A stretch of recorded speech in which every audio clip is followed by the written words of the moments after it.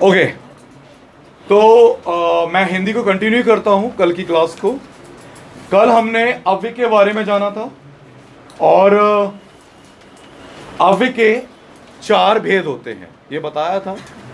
दूसरा एक मिनट मैं इन बच्चों को बताना चाहूँगा जो ऑनलाइन जुड़े हुए हैं कि ये ऑनलाइन क्लास है। You can see our students जो मतलब क्लासेस में अवेलेबल है, तो इसलिए हम थोड़ा स्लो चलेंगे क्योंकि समझाते हुए चलना है। ओके, तो कल के दिन हमने अव्यय के बारे में डिस्कस किया था। अव्यय कैसा क्या होता है और इसके कितने भेद होते हैं। ओके, अव्यय होता क्या है मुझे ये बताएं। अव्यय वो शब्द होता है जिसका लिंग वचन परिसर पे कोई भी असर नहीं पड़ता, अर्थात ये एक अविकारी शब्द होता है जिसे विकार उत्पन्न नहीं होता। विकार मतलब परिवर्तन, परिवर्तन उत्पन्न नहीं होता है। समझ में आ रहा है आप लोगों के? ओके, अव्यय के 4 भेद होते हैं। मैंने बताया था आपको, क्रिया विशेषण, संबंधवाचक, समुच्चयवाचक और विस्मयादिवाचक। ये बताए थे आपको 4 भेद। ये रिकॉल कर रहा हूं, मेरा लेक्चर हो चुका है। उसके साथ हमने कल क्रिया विशेषण जाना था। क्रिया विशेषण, क्रिया विशेषण के भी कितने? क्रिया विशेषण होता क्या है?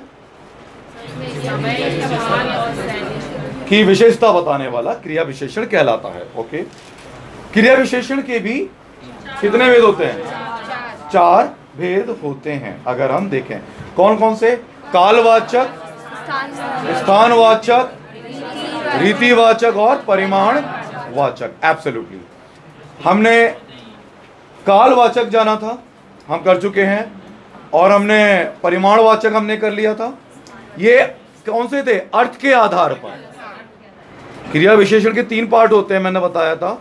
हमने कल इसके बारे में डिस्कस किया था, अव्यय के बारे में। अव्यय में जो हमारा पहला होता है क्रिया विशेषण,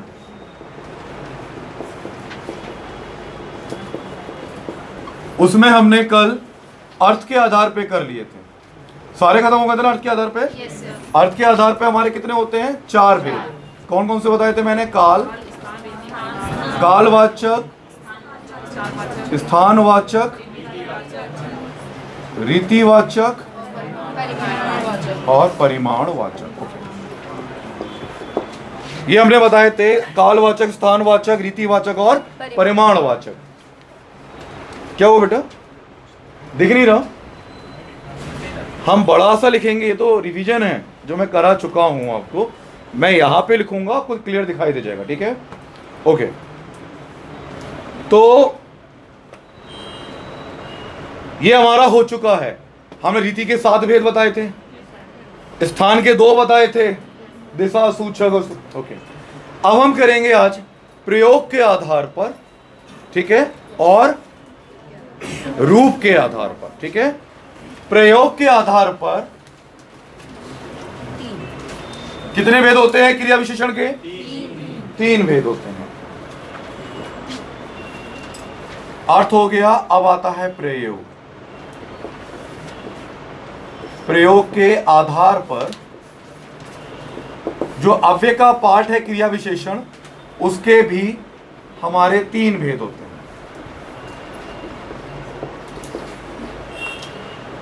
हमारे जो 3 भेद होते हैं, एक होता है साधारण,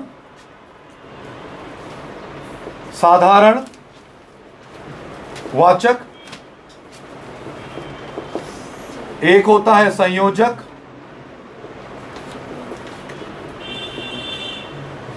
संयोजक होता है, और एक होता है अनुबद्ध।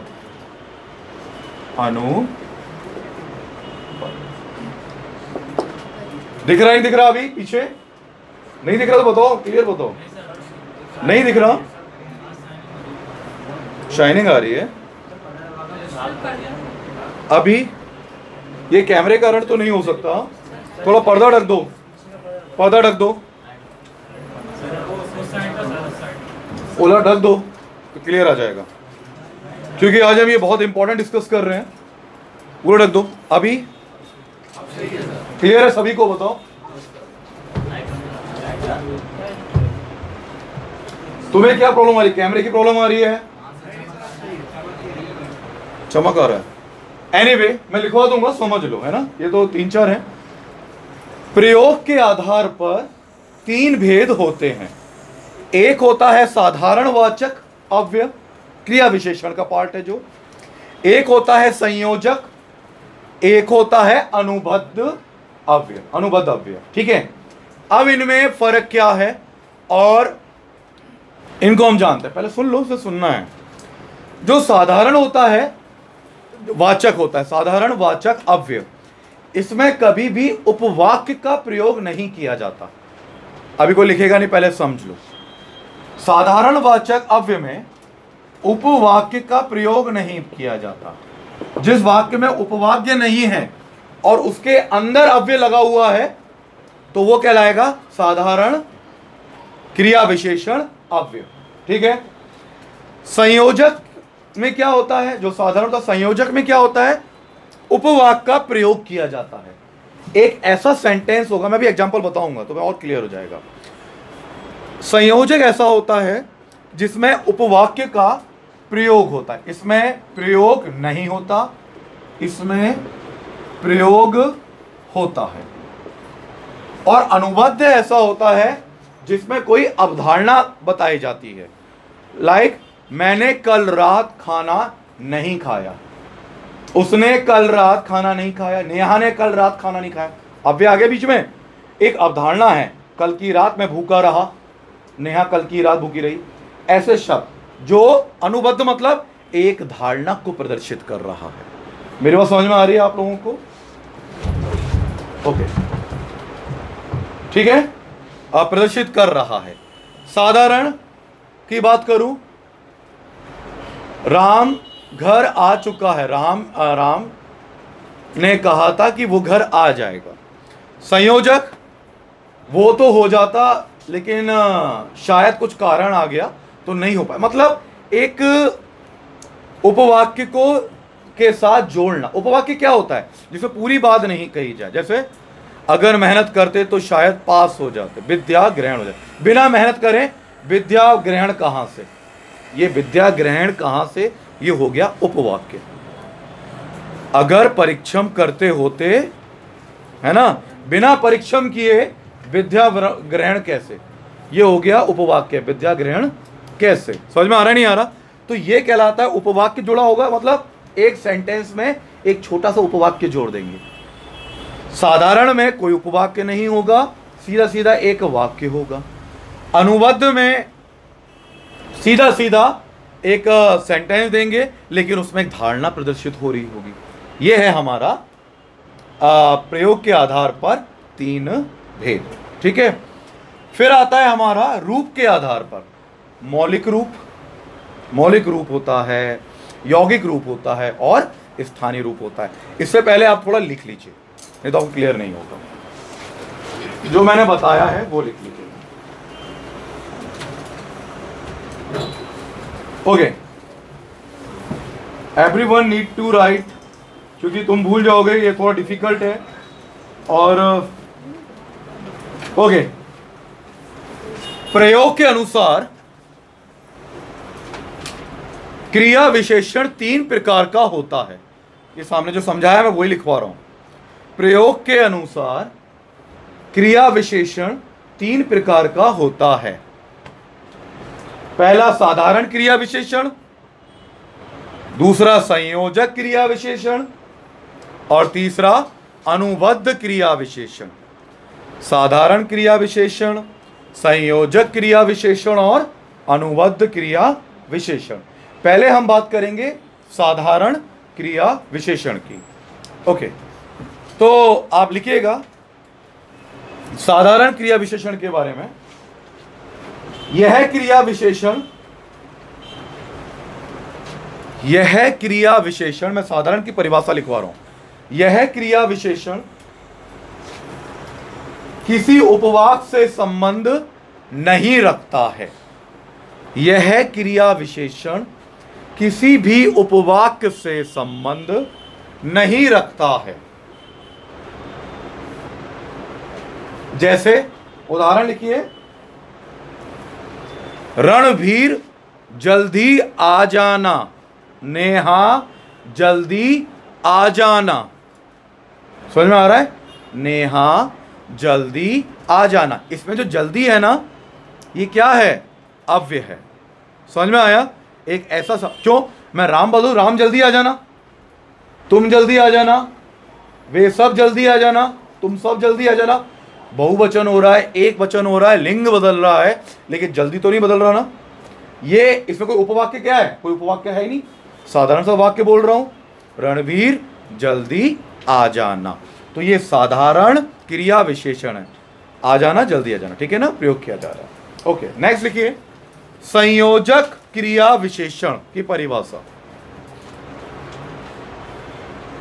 इसमें उपवाक्य का, इसका उपवाक्य से संबंध होता है, इसका उपवाक्य से संबंध होता है। ठीक है, क्लियर है? इसका उपवाक्य संबंध होता है। उदाहरण मैंने बताया था, जब मेहनत ही, या परिश्रम लिखना, जब परिश्रम ही नहीं तो विद्या कहां से। ये कहां है ना, ये है उपवाक्य, ये अव्यय है।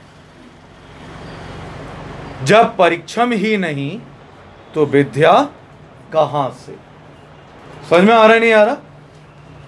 ओके, जब नेहा ने मेहनत ही नहीं करी तो विद्या कहां से मिलेगी। जब राम ने मेहनत ही की, विद्या कहां जो है, ये क्या कर रही है? गिर रहा था इसलिए। ओके, ठीक है।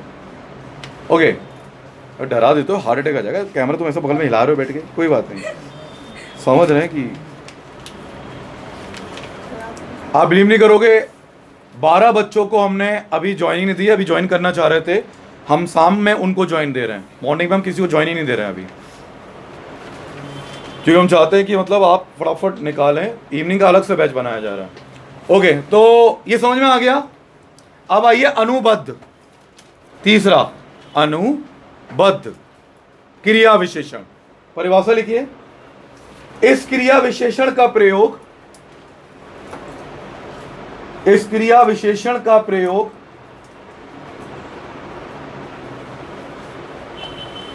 निश्चय, मैंने बताया था ना, कोई अवधारणा, निश्चय, निश्चय या अवधारणा को बताने के लिए किया जाता है। निश्चय या अवधारणा को के लिए होता है। जैसे भाई बताया था, मैंने खाना तक नहीं खाया, कोई अवधारणा, निश्चित है, निश्चय है। मैंने खाना तक नहीं, ये तक है ना, जो तक, ये अव्यय है।